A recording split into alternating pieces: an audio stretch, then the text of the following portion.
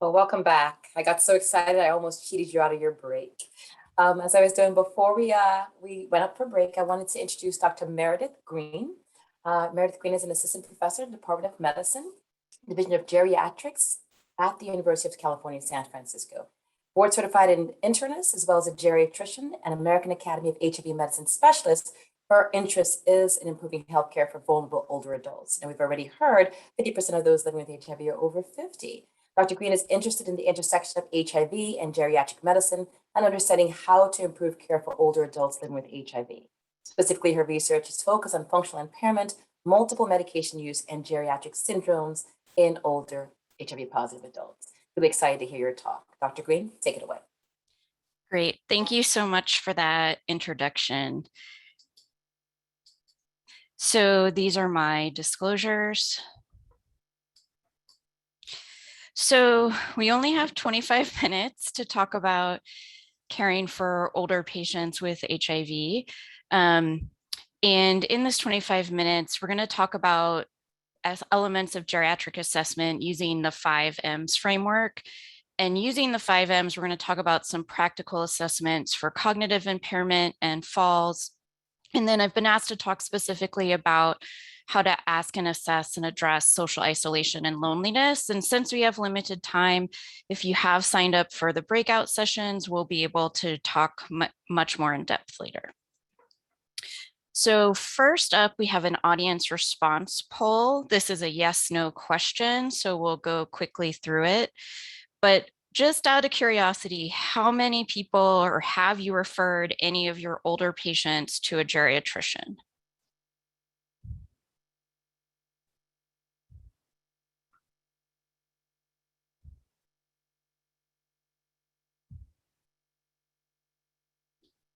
Okay. All right. Looks like this is a good split. Most people are no, and they're not sure who they would refer to. Some are not sure what would be involved, which is what we're going to talk about today. And about 18% have referred. So before we go into a geriatrics approach, I just wanted to give an example case to talk through some of the issues we commonly see in our older patients. So this is a 74-year-old who was diagnosed with HIV in 1984, identifies as a long-term survivor. You can see his HIV is actually well controlled, CD4 count in the 400s, but he had multiple other chronic medical conditions, including he had been treated for anal squamous cell carcinoma.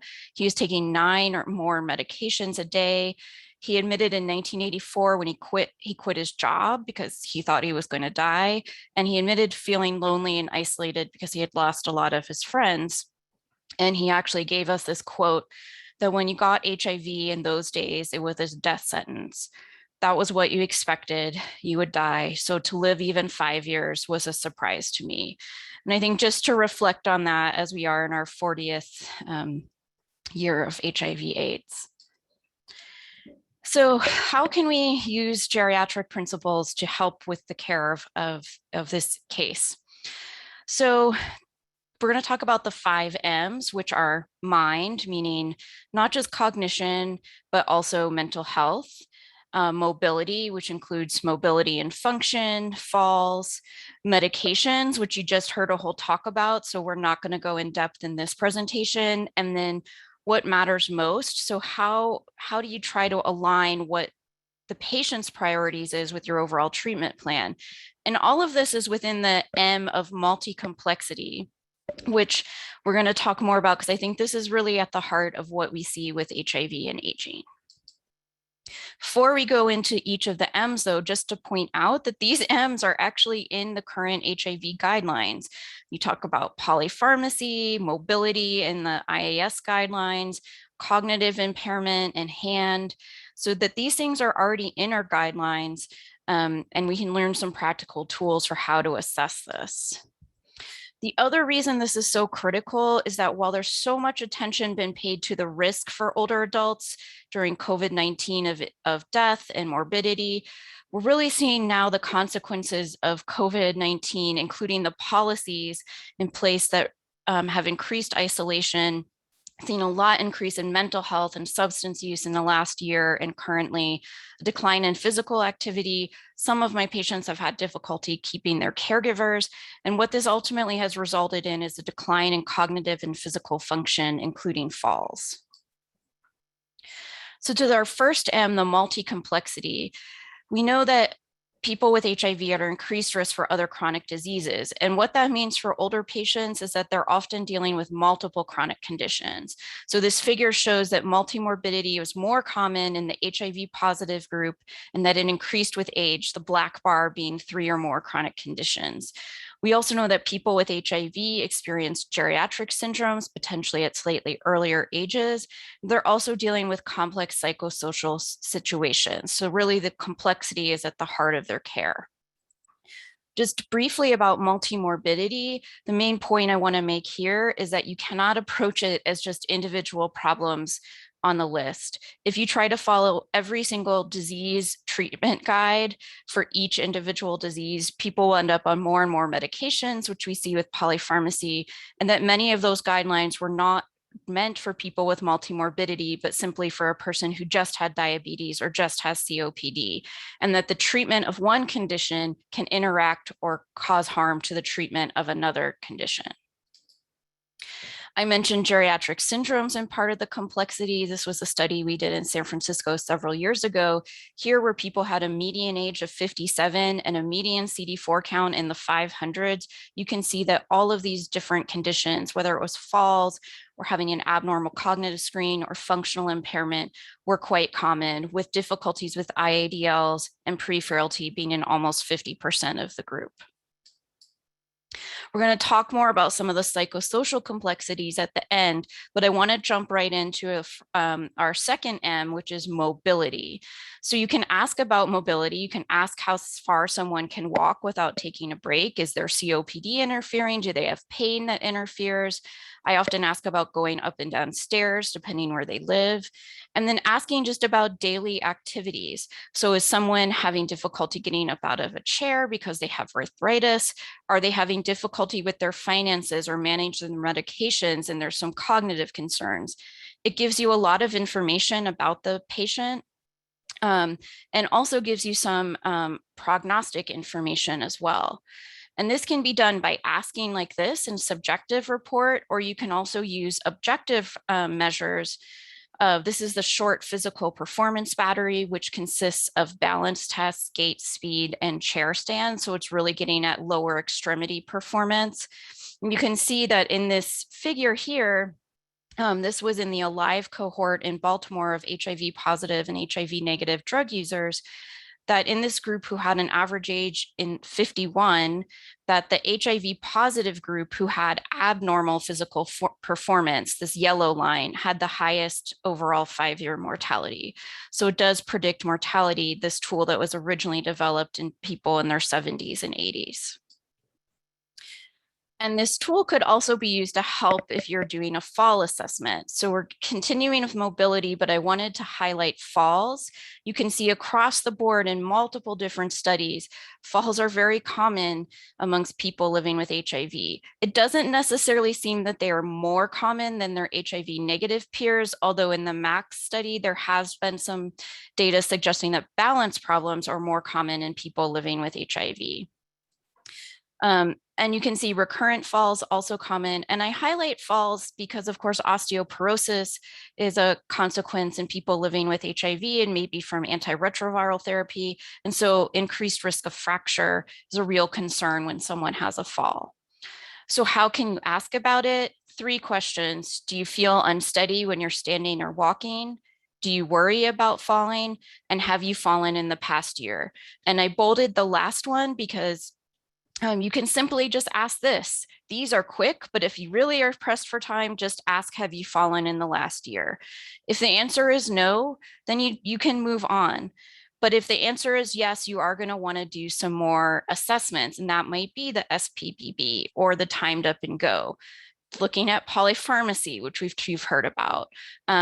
Thinking about vision. And again, if this is a geriatric syndrome, so it is a multifactorial syndrome with deficits in multiple domains. So your approach is going to be multifactorial to assess all of these different domains.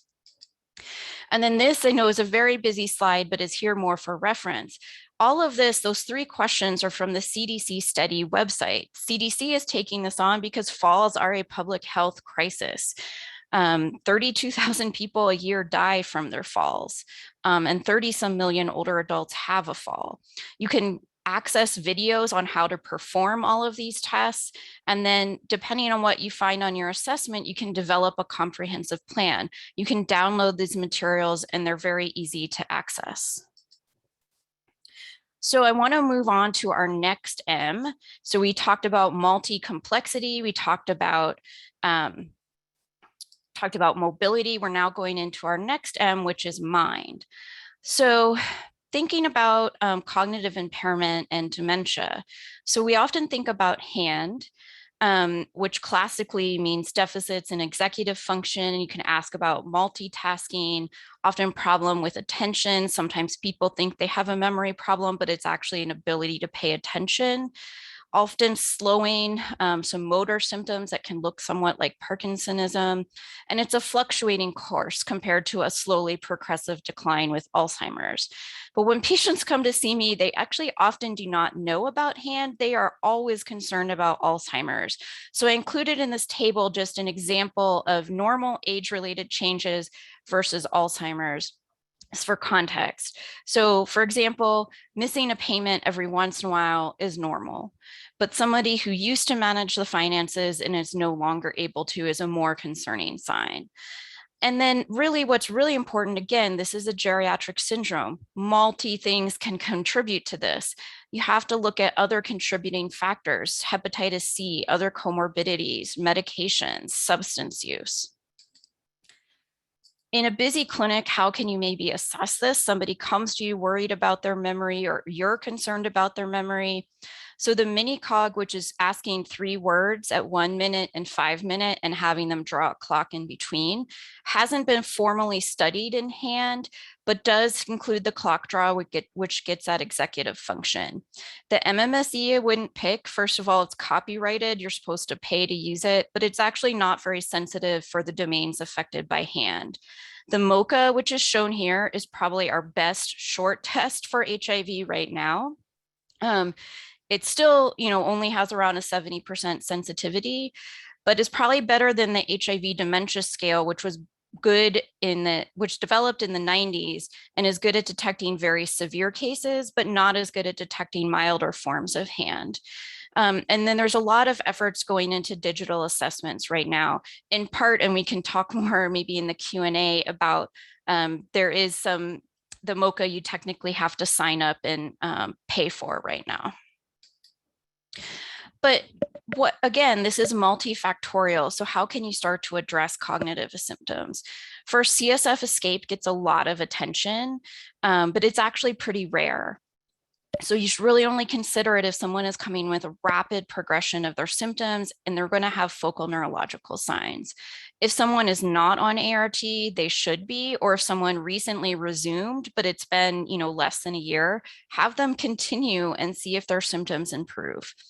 Addressing polypharmacy, so anticholinergic meds, benzos, things that can contribute to cognitive changes, treating comorbidities, especially vascular risk factors, hepatitis C, addressing mental health symptoms as well, which can affect performance on the tests. Sleep, including sleep apnea, which we often don't ask about. I've seen people improve once they've had 6 months of CPAP. Sensory impairment, like hearing loss. And then strategies that patients can take on. Exercise. There's been some small studies in hand. We need more data, but it has been shown to also prevent Alzheimer's disease. And then because hand affects executive function, strategies like using lists, calendars, focusing on one task at a time can be really, really helpful. And this is also an opportunity to give someone control if they're worried about the future and progression, and have them engaged in advanced care planning.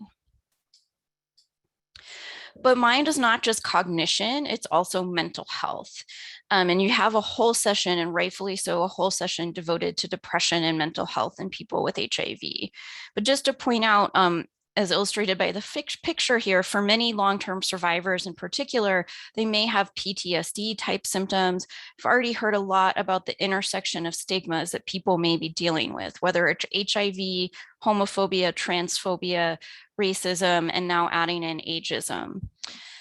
And then loneliness, which we're going to talk about, and that all of these intersect and can coexist with substance use, of course. So we've talked about multi-complexity, we've talked about mobility, we've talked about mind, and now we're going to go into the next M, which is matters most. So addressing loneliness and isolation. And first of all, we use these terms interchangeably, but I wanted to define them. So loneliness is the subjective feeling of being alone, whereas social isolation relates to the quantifiable or the number of relationships someone might have. Neither are actually the same as living alone. You can live alone, but not feel lonely. And you could also be surrounded by lots of people and feel extremely lonely. The subjective and the perception of loneliness, or the perception of contacts, tends to predict outcomes better than the actual number of contacts. And why this has gotten a lot of attention recently, even before COVID, is that there was a study that showed, a systematic review that showed, similar to smoking 15 cigarettes a day, loneliness had a similar degree of mortality. And that it's also predicts cognitive and functional decline. And so this is from the National Institute on Aging, and there's been a lot more attention in the United States in the last year on this topic. So how can you ask about it? And I say ask because this is the first step. You won't know unless you ask, because patients are often not going to come into the office telling you they feel lonely. So how can you ask? You can say, do you feel lonely? Although there's some controversy over this as to whether or not that actually increases the stigma by asking directly, while others argue that it actually is important to normalize the language and ask. You could use a 3-item scale like the UCLA loneliness. So again, takes just a few minutes to ask these 3 questions. You can also ask about social support. So how many people do you feel you can depend on or feel close to? And then I think in the current era of telehealth and telemedicine, it's also important to ask, how do you have a phone? Do you have video? Can you get on Zoom? Because when we were asking people last year if they felt lonely, needed to be able to access things digitally. And so people who didn't have devices were at a disadvantage to participate in a lot of community programs. And while you're doing that, you can, if you're asking about number of contacts, that's a great time to ask someone about if they have an emergency contact, which can lead into a discussion about if that person would be their surrogate decision maker. So what has been studied about things that decrease loneliness in people with HIV? So online support groups, there's been a small study of mindfulness-based cognitive therapy. There have been telephone-based interventions, support over the phone. And then even in interventions that were not focused specifically on loneliness as an outcome, that were actually focused on smoking cessation or on high-risk sexual behaviors, that group interaction actually decreased the loneliness. And so even if it's not the primary focus, sometimes fostering connections will decrease loneliness. And we've certainly seen that in some of the groups that we run in San Francisco. But you should pick the questions you want to ask for all of these assessments and domains. You should pick questions that are feasible to you and services that are feasible to where you're working. And sometimes that may mean partnering with community organizations, especially for if you're trying to reach those who are most lonely and isolated, who might not even be the people coming into clinic or really regularly engaging with care. And I think it's also important to recognize the resilience of our patients, and that some people would rather hear about their strengths and resilience than constantly hearing the doom and gloom we often hear discussed in terms of aging. So we've talked about a lot, and I know I went through pretty fast at the beginning because I wanted to make sure we got through everything. And this is often where, we've talked about multi-complexity, we talked about mobility, we talked about mind, and matters most. And we also medications would be in there. And this is often where people say, okay, this is important, but how am I going to be able to do this? I'm not a geriatrician. Many of you weren't sure where to refer someone to a geriatrician. So how could you adapt this to your setting? And I want to say that I do feel that the Ryan White clinic model with wraparound services and many clinics already having a multidisciplinary team is actually the ideal environment to do geriatric care. So what are your resources? So maybe if you isn't a geriatrician, in your health system, maybe there are telehealth options. Are there community partners that you can develop resources with? You don't have to do 5 M's all at once. Pick one. Maybe you're already screening for depression and you can build that out. You can also space it out over visits. And then this is really critical, thinking about the team. So who is your staffing and your availability to help with doing this? It can't all fall on the PCP. And it's not just actually asking the questions, which many times can be done in a matter of a few minutes when you look at the falls or the loneliness questions. It's also, what is your follow-up and how are you going to follow up and support and come up with a treatment plan? And maybe you can use telehealth visits in between in-person visits so that the patient doesn't have to come back to the clinic as often. And again, and it was a great talk yesterday by Dr. Armstrong about telehealth and telemedicine. And I think this is here to stay now. And I think if we can ask, you can ask falls and function on self-report, even just on the phone, if someone doesn't have the video capability. If you do have video and it feels safe and they have something to hang on to, you can still observe their gait, watch them get out of a chair, do parts of the SPPB or the timed up and go. And then there are some advantages to video visits in the home. You can actually see the environment. Is it cluttered, especially if someone has reported a fall? You can do med review. So you can have someone go into their medicine cabinet and pull out all of their pill bottles and go through them with you. And then the one thing we have heard is that you can, for people who have limited mobility or for people with transportation issues, it actually can improve their access to care. And I put in here this reference about how you can adapt geriatric assessment to telehealth, which is also available for CME credit for our geriatrics workforce enhancement program. So we have some extra time, which gives us more time for Q&A. But just so we talked about the 5 M's of geriatrics, and I think to really hit home the point that multi-complexity is what we are seeing with older adults with HIV, and it is absolutely relevant, this framework, to the patients we care for. We talked about mobility, so you can ask about function, ADLs and IADLs. You can ask about their mobility, and then you can ask about falls using those 3 questions, or even just one question: have you fallen in the last year? And then we talked about some of the objective assessments you can use, which like the SPPB or the timed up and go, and how there are videos of those online on the CDC website. And then we talked about mind, so assessing both mental health and cognition. And I think for right now, the MOCA is our best short tool that's practical for clinic. And you also want to think about confounding factors. And then thinking about what matters most, we have to ask about loneliness and social isolation. It is important to patients' health, but we won't know that they're struggling with it unless we ask. And we went through some short tools like the UCLA loneliness scale. So with that, I'm actually going to turn it over, I think, for questions. Fantastic. Great job, great talk. I see some questions rolling in. I wanted to first get, there was one about a clarification on what you meant by pre-failed frailty. Maybe you can just more of a definition. Yeah, so we, again, it was hard to decide what to talk about because I could talk about many of these things. So pre-frailty and frailty. So frailty in this case was using the Freed frailty phenotype, which is the most studied frailty assessment in people with HIV. And there's 5 criteria: weight loss, slowness, exhaustion, weakness, and low physical activity. And if you have 3 of those 5 things, it means you're frail. If you only have 1 or 2 of them, you're considered pre-frail. So it's considered maybe an earlier precursor to full frailty. Interesting. All right, they're rolling in, so I'll go through them to make sure we have time to go through them.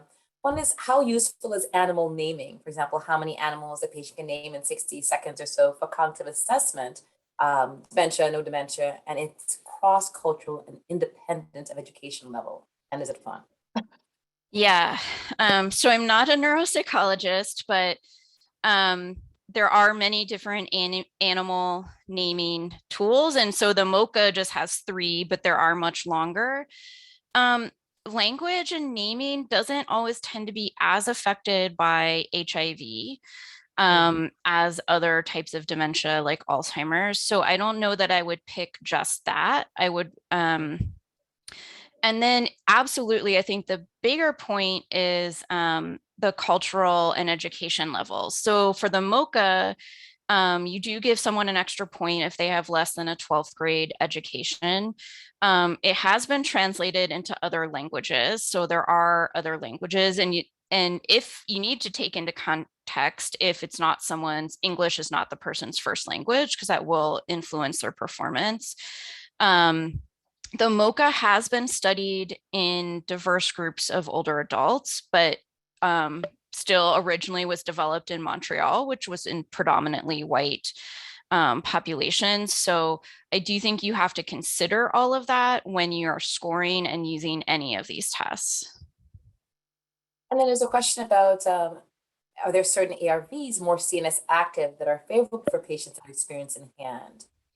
Yeah, so there is the CNS penetration score of many antiretroviral drugs. All the people I've referred for LPs where I was worried or I felt like I needed to rule out CSF escape, none of them have had it, but there have been cases at our hospital, so it does happen. And that's the scenario where you're going to use the CSF viral load and the risk resistance testing on the CSF to guide antiretroviral therapy. As far as adjusting someone's ARVs, if they have some symptoms, to be more CNS penetrative, I think that's still pretty controversial. I myself don't change people's ARVs. I mean, it's going to be dependent on the situation, their resistance profile. But I think that's still an area of controversy. It's a really fascinating question. I think given what we know about premature aging and wondering, this person, Dr.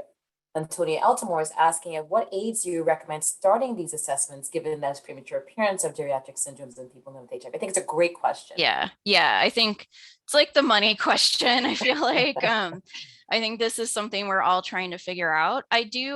So in my clinic, so I do geriatric consults in 2 of the clinics affiliated with UCSF, including Ward 86 at San Francisco General. And I see people 50 and older, but actually I have occasionally seen people in their late 40s who are dealing with polypharmacy, or, hand can affect people of any age. So I do think it's worth looking for these things at earlier ages. If you think of that figure I showed of geriatric syndrome, certainly, those were in people with a median age of 57.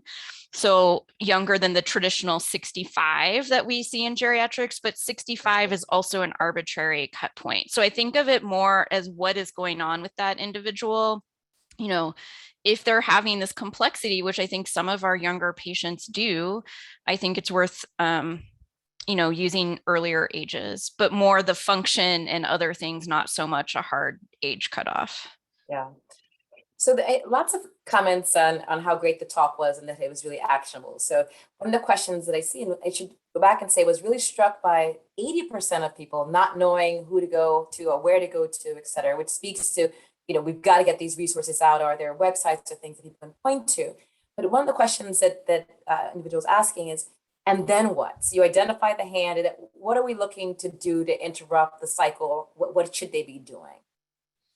Yeah, and I guess maybe we can talk specifically about hand, but the point I want to make is that for any of these, it's not just the assessment. Like we use the term geriatric assessment, but that actually means not just screening, but coming up with a treatment plan. So that's why often breaking it up so that it's not so overwhelming if you do identify a concern, so that you can then start to address the concern in real time. And yes, so I would say screening for cognitive impairment in general is controversial for the general population and controversy in people with HIV. It's different if somebody is coming to you with a concern. That is obviously a different scenario than someone you're just seeing and they have no symptoms and you're screening them. You're going to do a MOCA. I do think if someone is having symptoms, it is worth doing an assessment. Just it gives you important information. I understand a lot of people are like, why should we identify things that we don't have great treatments for? And I understand that perspective too. I would argue, though, someone having cognitive impairment is going to influence their treatment plan as a whole. So knowing that is going to help you make decisions. And I do try to give people things that they can do. I think it's how you frame it. So even if you're not changing ART, I think exercise in general is good advice for people's health and might help with their cognitive symptoms. So I do try to give people tips like that so that it feels like something is being done, because I think that is important. Yeah. I was very struck by the data you present on social isolation and basically correlation with morbidity. And so there's several questions about beyond the telemedicine, given our challenges for seniors getting telehealth and online support groups, what are actionable things that you could do to address that social isolation, given the link to badness? Yeah, so step one is you have to ask. And I just emphasize that because, again, I have tried to normalize it in all of my encounters, in even before, but definitely in the last year and a half, and especially right now, because I think now we're really seeing the manifestations of what a year and a half of restricted social interaction is taking on people. And so, sometimes if someone does not have a smart device or internet, there are phone-based groups. So some of it is, if you don't know all of your local resources, I think the AAAs or the area agencies on aging, which is in every county, every region of the United States, are often a good place to look. There are sometimes like senior groups. If there aren't, through some of your HIV service organizations, there might be aging organizations that have phone-based groups. So I referred people to those. The Friendship Line, which is actually based in San Francisco at the Institute on Aging, but is a national toll-free number. It's actually a crisis line, and it's the only crisis line focused on older adults, but they will actually triage the calls so that if somebody is just lonely, the volunteers will pick that up and spend time talking to people. So if somebody is really, truly anxious or feeling lonely in the middle of the night, it's a 24-hour hotline. So if you search, and I'll put it in the chat, the Friendship Line, again, toll-free and available to anyone wherever they live. Yeah. And maybe you could talk a little bit about, given again, the 80% that didn't quite understand what you do, maybe you can talk a little bit about how a geriatrician may interface with all the different subspecialties. So they're not another specialty, but what is your role and how does that work? Yeah. So I do think geriatrics as a field hasn't always done a great job of messaging, and the 5 M's, I think, has become a more standard way of talking about the things that we address. And so how can we interface? So one, so I do consults. So there's a lot of different models. So some can be purely consultative, where it's more like maybe seeing other subspecialists, and maybe just making recommendations and not actively changing. Similar to HIV providers, sometimes you're a consultant, sometimes you do primary care. So some people might opt to switch their primary care to a geriatrician. Also, there's a lot of co-management models where a geriatrician works kind of side by side with the primary care team to kind of support and come up with other treatment things and ideas. And I think it's really around managing that complexity is our strength. Yeah, well, that's fantastic. Great talk, great actionable things. I think something for us to all think about as our patients age, because this is not going away and in fact escalating. So with that, I'm going to turn it over to Mike Sag, who's going to do our panel discussion. Great.